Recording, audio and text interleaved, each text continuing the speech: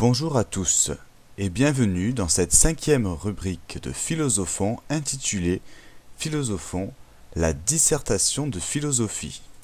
Dans cette émission, nous allons vous donner des conseils de méthode pour la dissertation de philosophie et nous vous proposerons également 2 corrigés de dissertation.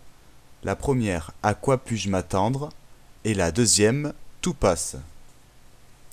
Mais commençons tout de suite par les conseils de méthode pour la dissertation de philosophie. Préalable à la dissertation.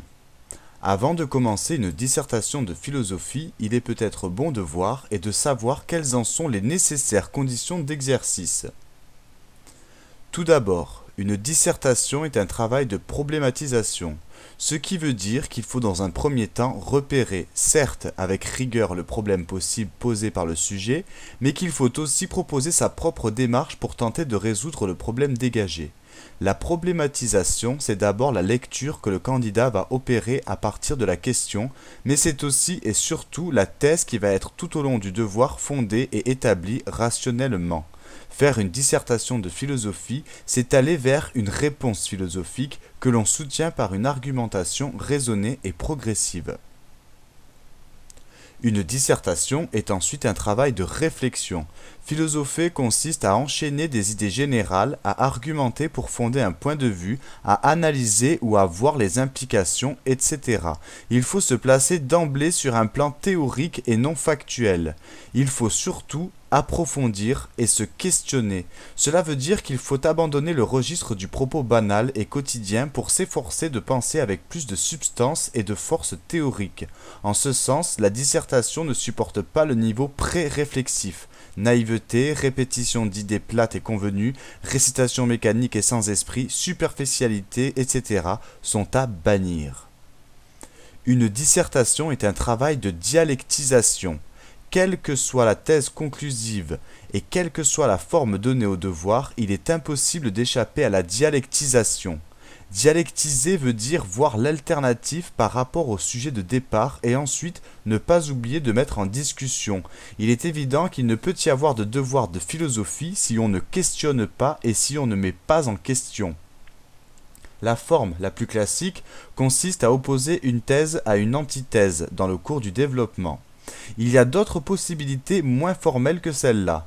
Par contre, ce qui est impossible, c'est de ne voir tout au long du devoir qu'une partie du problème. C'est de s'enfermer dans un seul point de vue sans le remettre en question. Il faut donc éviter l'expression unilatérale et monothétique. Une dissertation est un travail d'organisation logique des idées. Il faut bien concevoir que les 3 temps majeurs d'une dissertation trouvent à satisfaire la part de rationalité inhérente à l'esprit humain. L'introduction pose la question et propose la problématisation. Le développement argumente et dégage progressivement une thèse claire et fondée. La conclusion rend manifeste la thèse philosophique obtenue au terme de la réflexion, thèse qui bien sûr n'épuise pas la question. Une dissertation ne doit pas être composée n'importe comment, de manière décousue, sans plan ni progression rigoureuse. Une dissertation est un ensemble logique, un système qui doit intégrer chaque partie dans une démarche cohérente. Toutefois, le plan ne doit pas non plus être artificiel et la logique ne doit pas être plaquée de l'extérieur. Elle doit être organique, c'est-à-dire qu'elle doit ordonner de manière vivante et nécessaire les idées. Enfin, une dissertation de philosophie suppose un niveau adéquat de culture et d'écriture. Le candidat ne sera jugé nul autre par ailleurs que sur son écrit effectif. Il y a tout de même un niveau d'exigence relative à l'examen du baccalauréat et il faut donc une orthographe et une syntaxe acceptables. De même, les connaissances générales, les lectures et les fiches de lecture, les leçons vues tout au long de l'année doivent être utilisées pour nourrir la copie. Une bonne copie de philosophie est une copie interrogative, réfléchie et cultivée.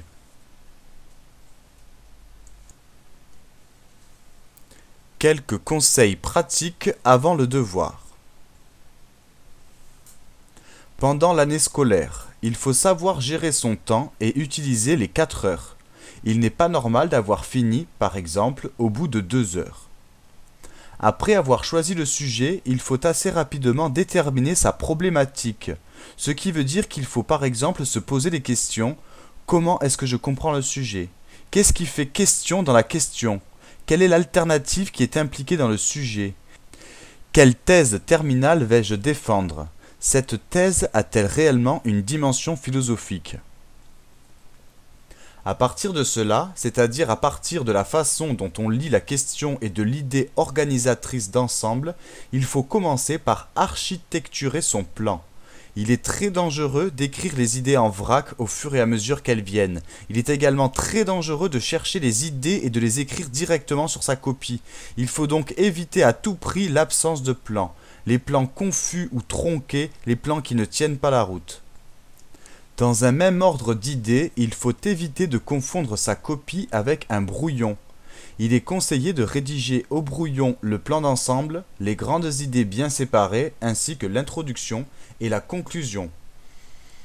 On peut se demander au tout début de son travail si on a des connaissances relatives ou si dans l'année scolaire on a pu aborder un thème ou des thèmes concernant directement ou indirectement le sujet.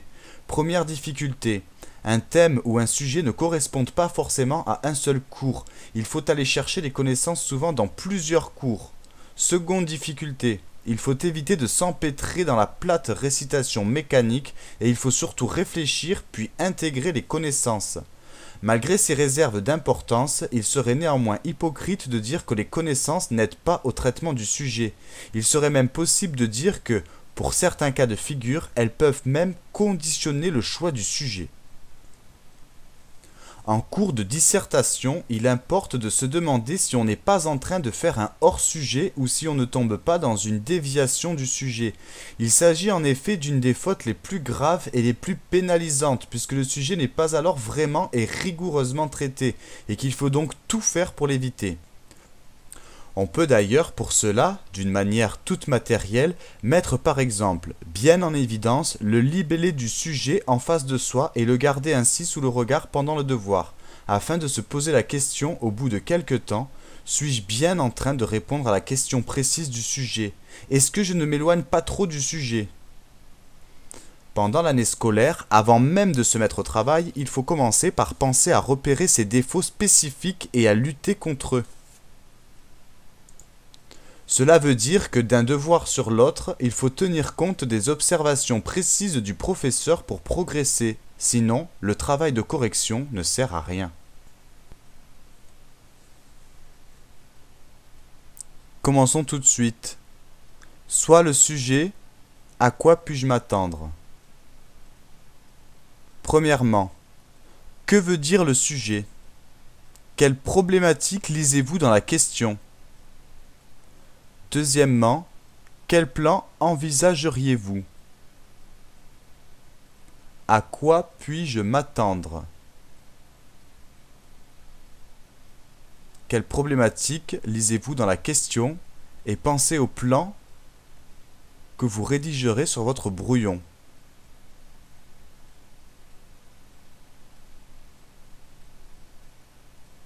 On est tous bloqués sur le futur. Est-ce que j'ai des moyens d'anticiper ce futur? Voilà ce qui est posé dans la question. Entre l'homme et le futur, il y a un obstacle, un néant de connaissances, parce que je ne sais pas.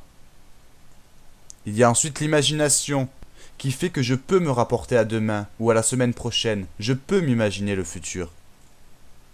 Voici sans plus attendre le corrigé du sujet « À quoi puis-je m'attendre ?» L'existence de tout être humain est marquée par le sceau indélébile de la contingence. J'aurais très bien pu ne pas naître, j'aurais très bien pu ne pas être là. Il n'y a rien de nécessaire à mon être au monde. À l'angoisse de ma non-existence éventuelle dans mon passé correspond symétriquement l'angoisse d'un futur en forme de point d'interrogation. En somme, ma présence est angoissante à cause du temps et de ma finitude dans le temps. A fortiori, mon futur se présente-t-il comme angoissant et questionnant. À quoi puis-je m'attendre en effet? Ce qui veut dire, qu'ai-je donc la possibilité d'envisager pour mes lendemains, moi qui suis aujourd'hui certes conscient de mon propre présent, mais qui précisément avec cette même conscience n'arrive pas à lire le livre à venir de ma propre vie? Que faut-il penser de cet obstacle entre moi et ma propre vie? Et sur quoi s'appuyer de sûr pour lire et décrypter mon futur? Suis-je alors complètement perdu? Suis-je dans une ignorance totale quant à mon avenir? N'est-il qu'aveuglement, hasard et chaos immaîtrisable? C'est ce que nous envisagerons dans un premier temps. Ou bien au contraire, existe-t-il quelques moyens de savoir, Ne pouvons-nous pas anticiper et lever quelque peu le voile? N'y a-t-il pas une piste ou une simple esquisse qui me permettrait de m'attendre à quelque chose de sûr? Et finalement, ne puis-je pas d'ores et déjà m'attendre à découvrir, c'est-à-dire à découvrir, à chaque pas le chemin de ma vie? Se poser la question à quoi puis-je m'attendre, c'est en fait essayer de délimiter le champ d'une éventuelle connaissance du futur. C'est en somme se demander ce qu'il pourra être de moi quant aux événements de ma propre vie alors que je m'arrête du haut d'un aujourd'hui et que je scrute l'horizon de cette vie cherchant à y déceler par avance le cours des événements. Une telle question implique les notions de temps et de conscience, et ce qui fait question bien sûr est le rapport entre les possibilités, ou les limites, de ma conscience et le futur. Si le futur pouvait avoir la lisibilité du présent, la question ne se poserait pas. Ma conscience a la pleine perception du moment présent, elle ne peut que se souvenir du passé, par contre, elle ne peut que se rapporter au futur sur le mode de l'imagination. Le futur imaginé est alors moins net, moins sûr, moins probable que ce qui se passe sous mes yeux ou que ce qui s'est déjà passé. Que se passera-t-il donc dans mon futur? À quoi puis-je m'attendre? À rien? À tout certainement. Étrange réponse où deux mots diamétralement opposés se fondent dans la négation de ce que peut savoir la conscience. Écho ici de l'ignorance. Or, en quoi le futur est-il voué à l'ignorance? Il l'est tout simplement de par sa nature même. En effet, le futur, mode de l'avenir, du non encore venu, se loge comme tel dans l'ordre de l'inconnu, de l'inexpérimenté. Il n'appartient pas à la vérité, du moins celle que je pourrais détenir avec maîtrise et certitude. Je ne peux m'attendre à rien de sûr puisque mon futur est seulement imaginable, et on peut dire que l'imagination est chimère, rêverie sans réalité absolue, néantisation. Jean-Paul Sartre, dans son ouvrage L'imaginaire, a insisté sur la part de néantisation à l'œuvre dans l'imagination. Or ici, cela veut dire pour nous que ma conscience n'attrape dans le réel futur que la res réduite à rien. Quels indices alors, quelle ligne de force, quel plan puis-je avoir pour déceler ce qui va arriver? Je ne sais. Tout cela reste bien équivoque. Dans l'imagination du futur, il y a à la fois paradoxalement rien et trop. En effet, si j'imagine, tout est possible, mais en un sens, hélas aussi, trop possible. Je peux alors m'attendre à tout parce que mon imagination sollicitée me donne quantité de chemins qui finissent par m'égarer. À l'ignorance totale succèdent alors bien mal les innombrables anticipations de ma conscience plongée dans le désarroi. Rien et tout donc.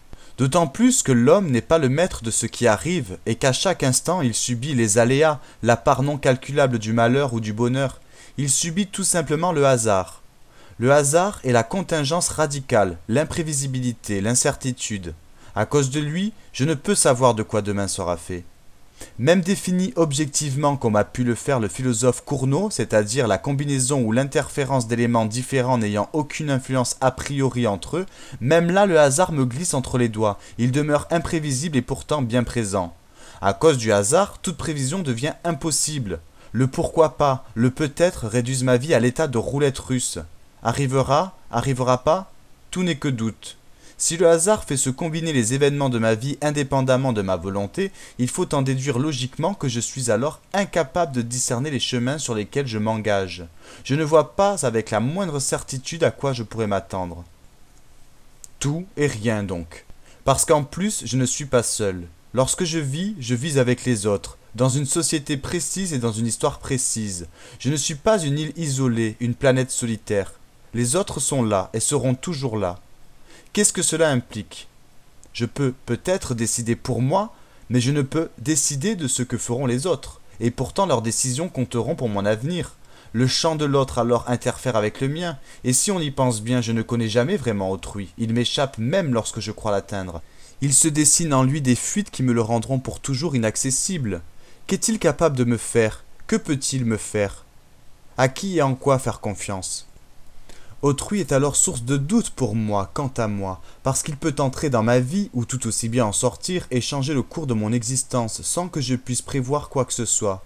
Le jeune Werther, par exemple, se doutait-il au début que sa rencontre avec Charlotte le conduirait au suicide? Je dois reconnaître que je suis incapable de dire ce que me réservera l'histoire. Ma petite histoire et la grande histoire restent opaques. Opacité du futur, imprévisibilité du hasard, incertitude sur ce que les autres feront dans l'avenir. On le voit, cela fait beaucoup. Malgré cela, on peut continuer à se poser la question et se demander si dans ces ténèbres, il n'y aurait pas quelques petites lueurs possibles. Est-il vraiment sûr que je ne puisse m'attendre à rien? N'est-ce pas là une façon de voir exagérément négative? Ne peut-il pas y avoir des événements dont je sois d'ores et déjà sûr? Par exemple, mourir reste pour moi une certitude. Alors, si je peux m'attendre à ma propre mort, en effet, c'est qu'il est effectivement exagéré de prétendre que tout est livré au hasard. Il y a certes du hasard dans l'univers, mais il y a aussi le contraire du hasard, c'est-à-dire de l'ordre, des choses qui font retour de manière identique et qui sont, en ce sens, déterminées et déterminables à l'avance. Il s'agit en effet de ce qu'on appelle en science comme en philosophie le déterminisme. Tous les phénomènes ordonnés et déterminés dans l'univers sont susceptibles d'être connus et reconnus par la science, et tout ce que ma conscience aura de science me permettra alors non seulement de savoir mais aussi de prévoir. Car telle est la science. Certes, elle dégage les lois de la nature, de la matière, de la vie. Certes, elle affirme connaître lorsqu'elle connaît les mécanismes de cause à effet. Certes, elle repère les grands invariants, mais elle ne se contente pas de constater. Elle permet aussi et surtout de prospecter. La science est un savoir parce qu'elle résout en partie le X du futur. La loi dit l'eau bout à 100 degrés, mais elle dit aussi chaque fois que je ferai chauffer de l'eau, celle-ci se mettra à bouillir à 100 degrés. Ainsi, certains événements comme la mort qui est une loi dépendant d'un programme biologique sont parfaitement prévisibles.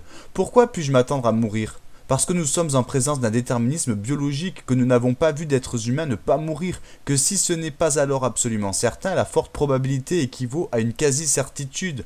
Tous les phénomènes qui obéissent au déterminisme sont hautement prévisibles et je peux m'attendre avec certitude pour cette classe de phénomènes.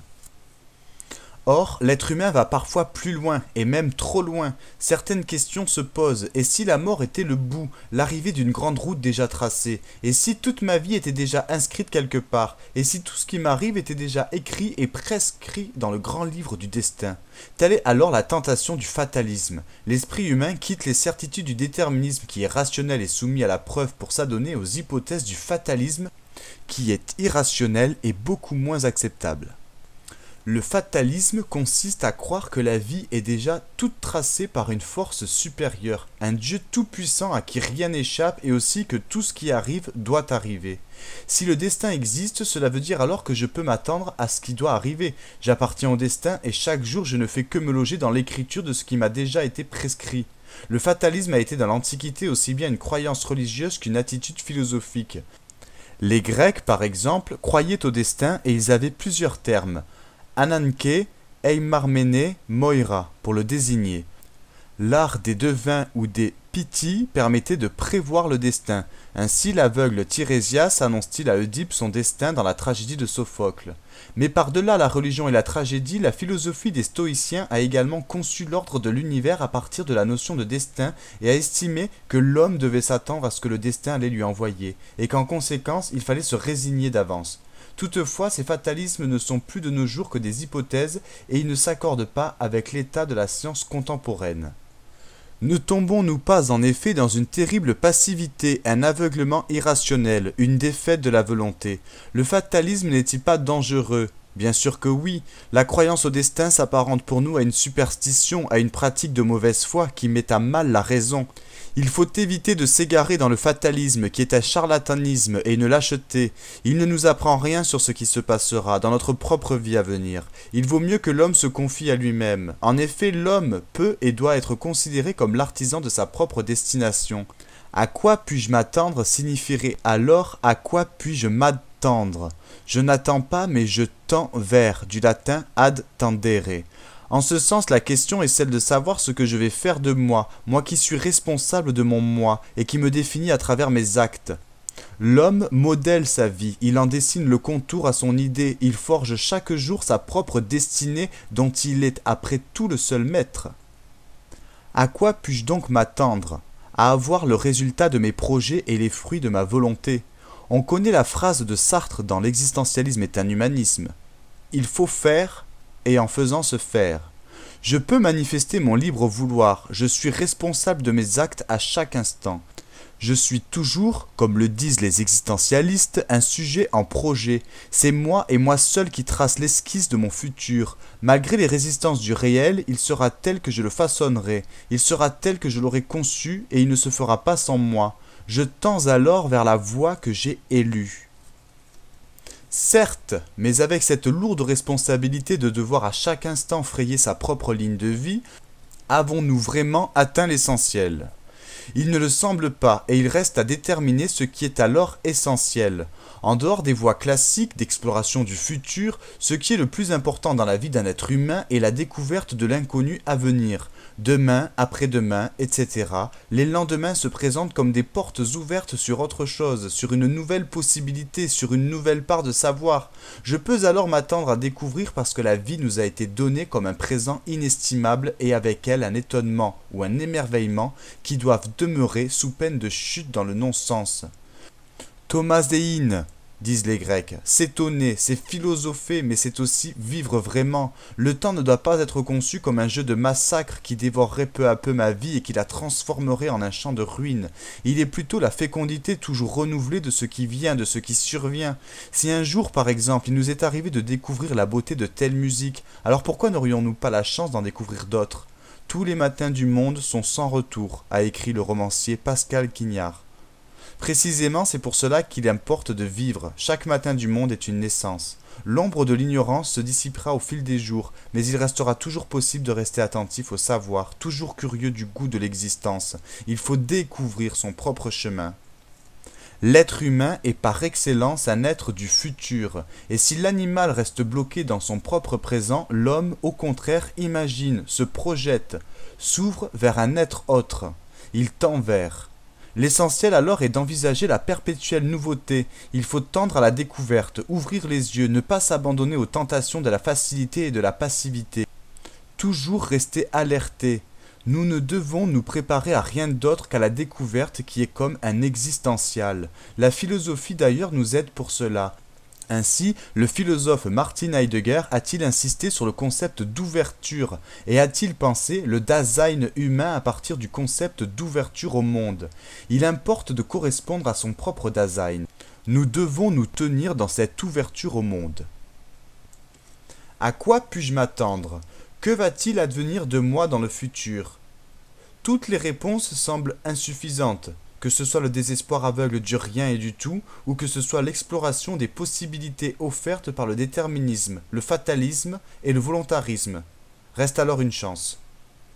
La réponse à cette question se transforme d'une certaine façon en question puisque je dois m'attendre à une perpétuelle découverte, à une quête de savoir et de goût du savoir, ce qui veut dire à un savoir toujours remis en question par un étonnement toujours renouvelé. La chance est dans le désir de vie, et quand ce désir de vie devient une philosophie, il faut se dire qu'il faut s'attendre à attendre. Voilà le corrigé de la dissertation « À quoi puis-je m'attendre ?» Nous allons immédiatement passer au conseil de méthode pour la dissertation philosophique.